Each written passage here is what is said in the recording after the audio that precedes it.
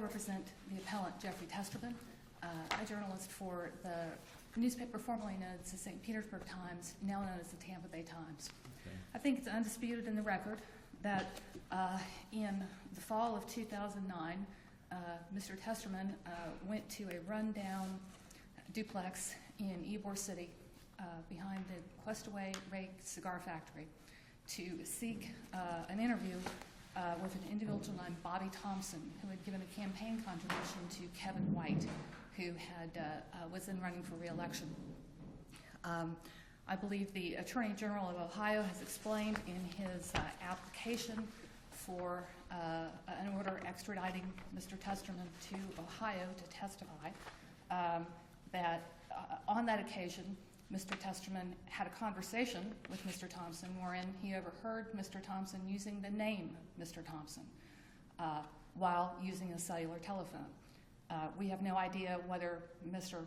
Thompson was ordering a pizza or his dry cleaning or chatting with some friend. But that is the sum total of that interaction on that single day in 2009. As a result of that interaction, Mr. Testerman conducted a multi-month investigation into this charity, U.S. Navy Vets, run by Bobby Thompson. It resulted in what is, I think, probably the platinum standard of investigative reporting that goes on in this state every day and in America. It exposed a charity that was a complete sham. None of its officers were real. None of its offices were real. They were post office drop boxes. It, among other things, took 99% of every dollar donated by the American public and did not use that 99% of those dollars on the care of veterans. How Mr. Testerman came to be involved in this appeal here is the individual known as Mr. Thompson fled before the stories were published. He was the subject of great interest by the state of Ohio because apparently U.S. Navy Vets had registered as a charity there, and the state of Ohio, to its very great credit, took interest in these news reports and indicted Mr. Thompson and one of his compatriots and sought to track him down using multi-agency cooperation in a several-year nationwide manhunt to find this man. He was ultimately apprehended in, I believe, Portland, Oregon, and determined to be a former lawyer from Arizona named John Cody.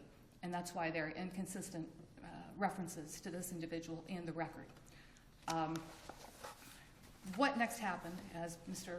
Thompson, or Cody, awaits in Ohio for his trial is that the state of Ohio, using our Chapter 942, which is the shorthand Uniform Extradition of Witnesses Act to testify in criminal cases in other states, it requires that the requesting court here, Ohio, issue a certificate of material witness stating upon affidavit that this witness has material evidence and is necessary to the prosecution. It's all done ex parte.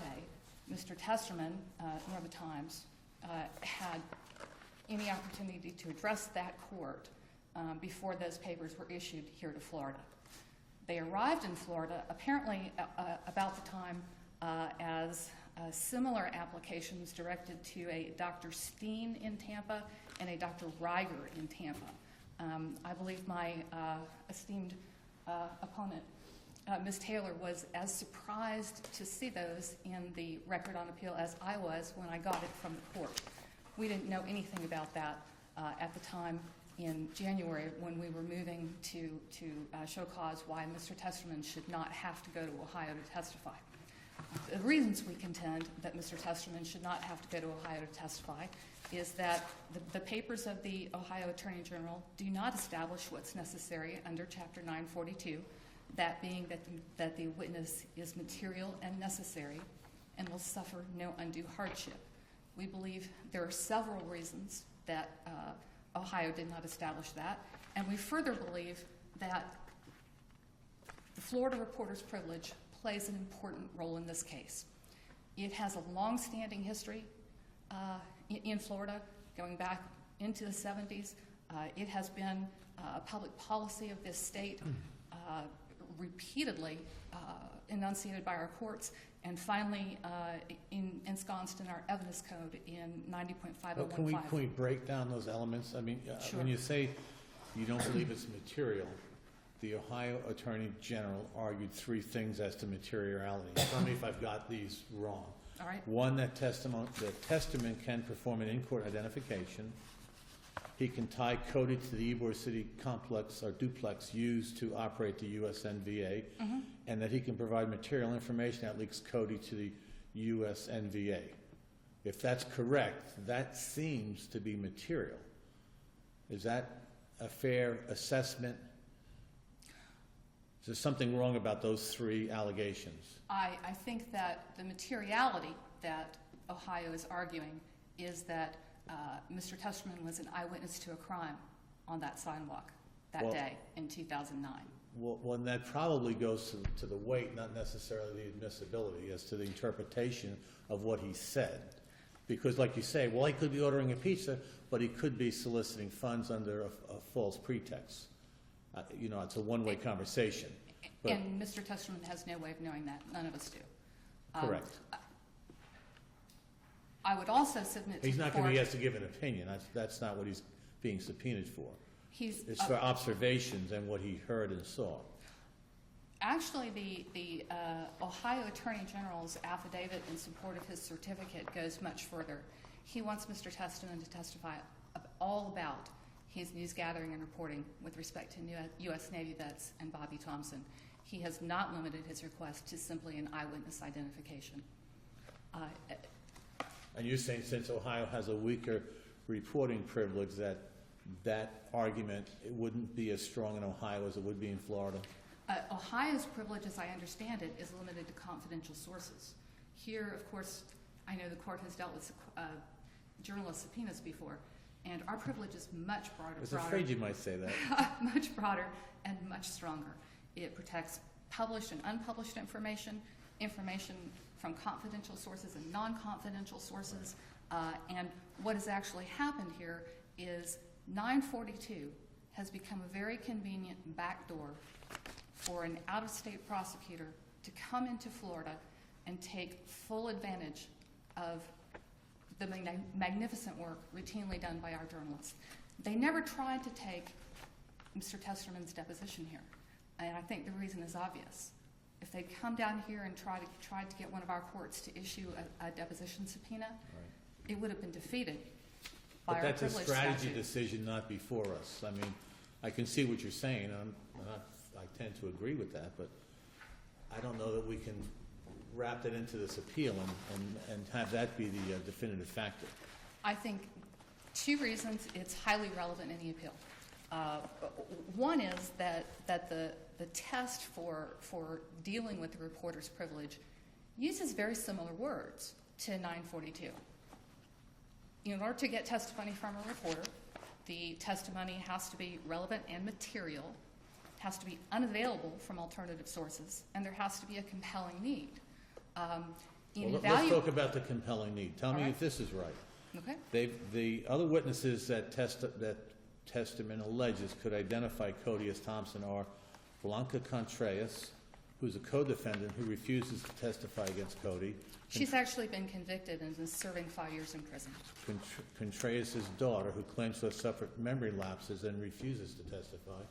Helen McMurray and Captain Samuel Wright, former USNVA attorneys who have credibility and privilege issues because they represented the sham charity and accepted fees for representing Cody, and Carmika Rubin, a former USNVA secretary who's also being indicted for her activities with the USNVA. So really Testament I believe that's 5. is a neutral witness who has credibility. We add to the list of the witnesses who can testify Mr. Thompson's landlord at that duplex, the person who cleaned his house for years, the 10 years that he lived there, these 2 doctors who are alleged by the Ohio Attorney General under oath as having had personal eyewitness contact with this individual, Bobby Thompson, and can identify him as such. And I think that the court is raising this exceptionally important issue in the case. He's the only unbiased, neutral witness argument. No, but I mean, this is a kind of a pattern, so being part of a pattern, to prove part of a pattern, each part arguably would be relevant, and that's what I need to hear more about, why you could take his part out and still have the argument of materiality not become a factor. Well, the record shows that well after that single 2009 encounter on the sidewalk in Ybor City, Mr. Thompson was meeting with fundraisers in New York City with Helen McMurray, the attorney, and the fundraisers attorneys. And so well after that one night, he's still carrying on the business of the U.S. Navy Veterans Association. He even actually managed to make a political contribution while he was on the run. So the continuity is established by all of these other people who knew him for so much longer and in so much greater depth. And your point is that this single break, if we were to take out testimony, wouldn't affect the continuous crime. That is my point. Okay. That is exactly my point. Everyone else is in a much better position, of course, to say whether Mr. Thompson was using what I'm understanding the crime of identity theft in Ohio to be, which involves having personal identifying information and representing oneself to be that person for the purpose of committing some kind of fraud or other type of improper act. The case cited in the answer brief by the state of Florida, the Roberts case, in fact, involved that, a lady who stole someone else's identity in order to get teaching credentials in the state of Ohio. So I think that Ohio cases with respect to identity theft would not even recognize Mr. Testerman as a relevant or material witness as to that, given the very limited contact that he had and the very limited information that he had. I want to go back to what I think has been the state's sort of overarching argument, and I believe, Your Honor, you brought it up, the neutral, unbiased witness without credibility problems. That's been argued repeatedly for years. Everybody wants Tom Brokaw. Everybody wants Brian Williams. Or Walter Cronkite. Yes, Walter Cronkite, exactly, or Gwen Eiffel, to testify in their case because they are neutral, unbiased witnesses trained to observe facts and make reports to the public. That's been rejected a number of times, and the reason goes to the heart of the journalist privilege. Merely because a party believes that a journalist is a disinterested witness does not render the other witnesses unavailable, for if that were the case, the privilege would quickly become a nullity. I think that's what we're being asked to do here, is make our privilege, a privilege we believe in strongly in Florida and which is very broad and which we've fought years to uphold, and strip it from him. I believe that that's an undue hardship. I believe that the way the privilege is analyzed here, those cases undercut the elements of materiality and necessity in 942, and I think stripping the privilege from him creates an undue hardship. There are so few cases arising under Chapter 942 that I think it was difficult for the trial court, as I think it was for us, to come up with directly on point authority. I believe we're dealing with a case relatively of first impression. And one of the things that we have talked about is this really an admissibility, an evidentiary question for the state requesting to extradite Mr. Testerman? And I would submit that it is not. The case, the leading case with respect to this idea of matters about whether the testimony is admissible or best left to the receiving court, the court wanting him to come testify. That was the Cody case, and out of New York. And the really interesting thing about that case is New Jersey sent the request to New York to get some news material from ABC. And in New York, ABC challenged the Uniform Acts application, but then also sought to raise the New Jersey privilege. So, of course, it would be the right thing to do to say, well, the New Jersey court is perfectly capable of interpreting the Florida privilege. Cody also pointed out that it could conceive of cases where one state's very strong public policy would cause it to say, no, we are not issuing this order requiring our witness to go out of state to testify, when the state wanting him has a much less significant public policy and much less protection for that witness. And I think we're facing that case now, that case where Ohio really has no protection for him. Once he's there, he's going to testify to all of it. In fact, I'm informed that the trial starts on October 7th, and he's witness number 1. So the policy that we're dealing with here and the law that we're dealing with here, I think stands to vitiate our concern for the privilege, the state's concern, the court's concern, the legislature's concern, and certainly the journalist's concern. You've got your 3 minutes. You want to save it? Okay. I will save it. Thank you, Your Honor. Ms. Crawford? May it please the court, Cerise Taylor on behalf of the state of Florida. What is at issue before this court is application of Florida law, the trial court's application of Florida law in examining the request for the subpoena for Mr. Testerman to appear at trial in Ohio. Well, walk me through the Davis case. Under Davis, do we have a reporter privilege in the first instance? The question under Davis is, does the type of news gathering compel a privilege? In this situation, the application of the statute, which comes contemporaneously with David, says we do not, because it is observation of a crime. Ohio law... Well, only if he wasn't ordering a pizza.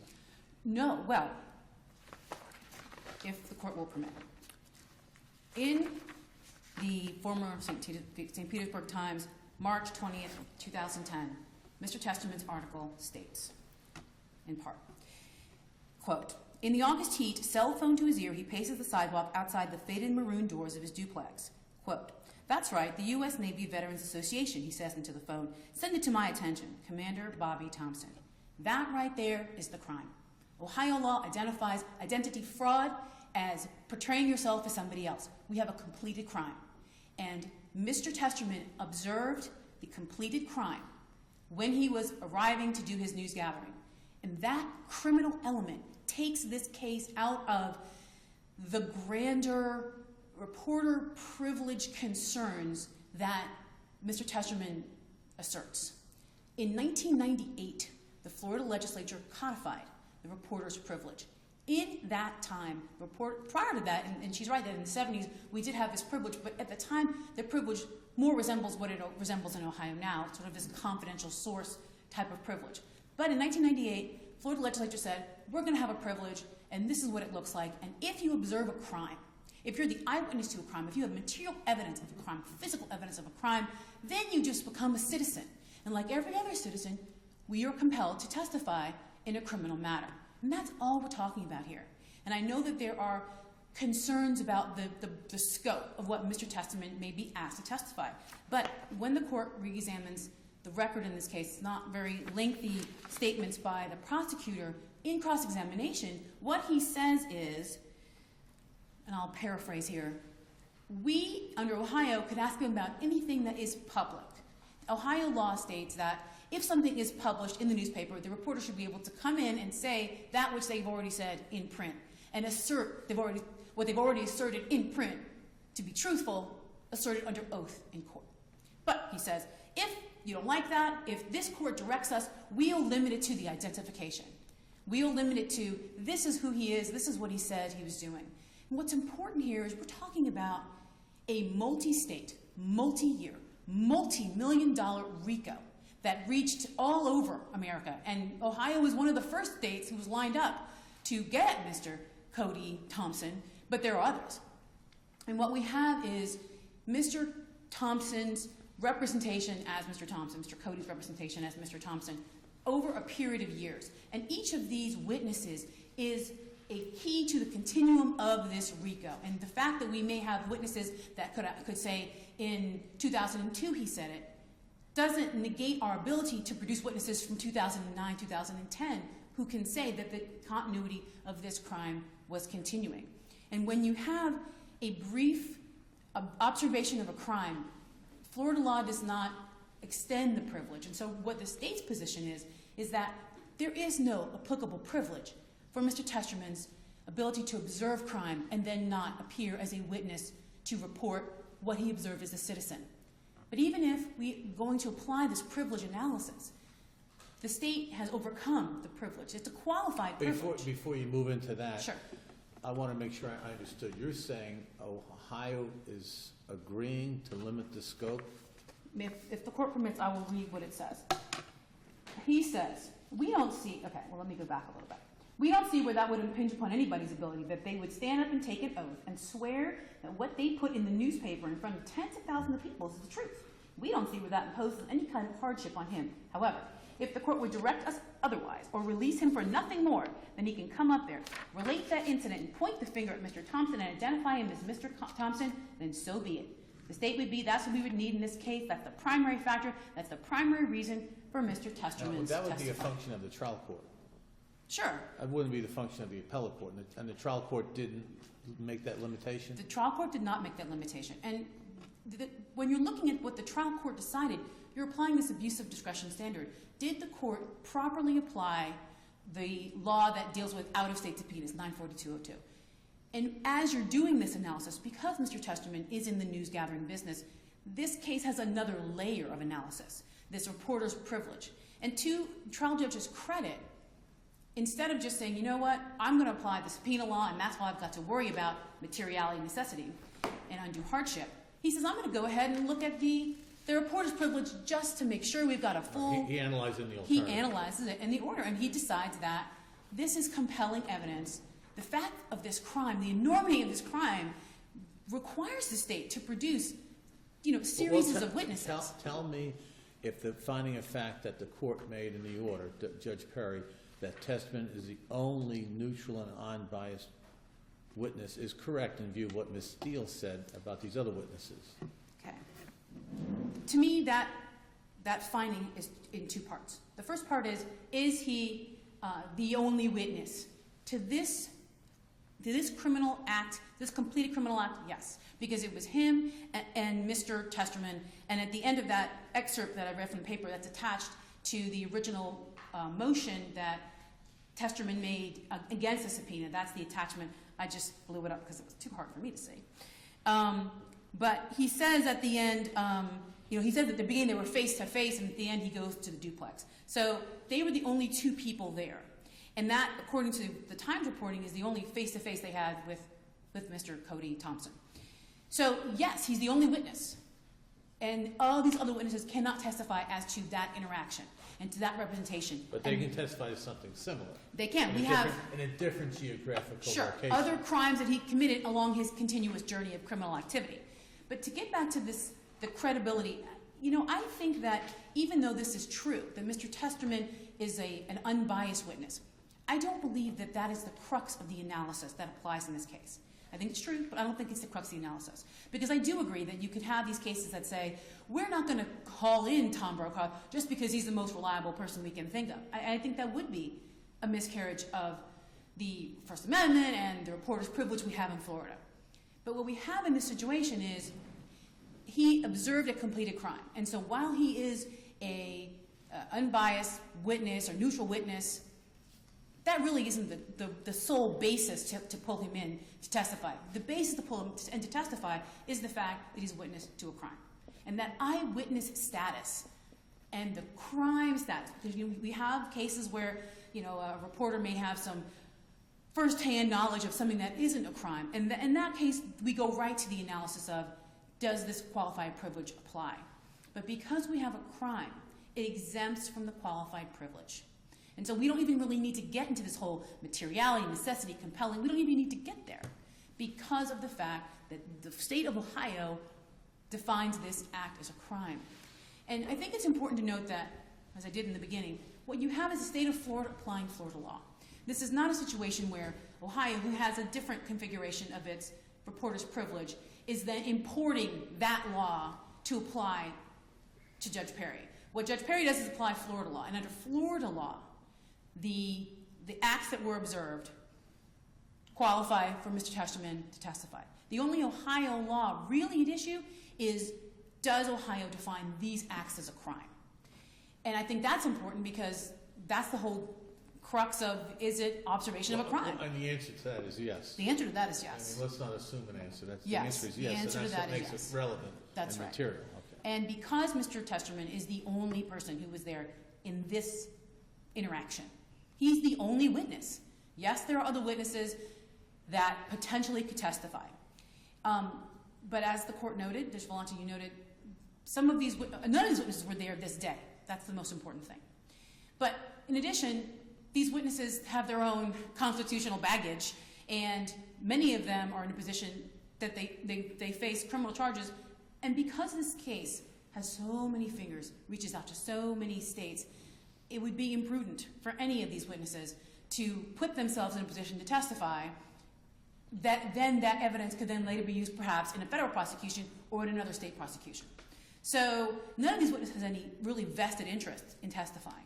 And if they did testify, they could say that on a certain day he said this, or on a certain day he did that. But in this day, only Mr. Testerman can testify.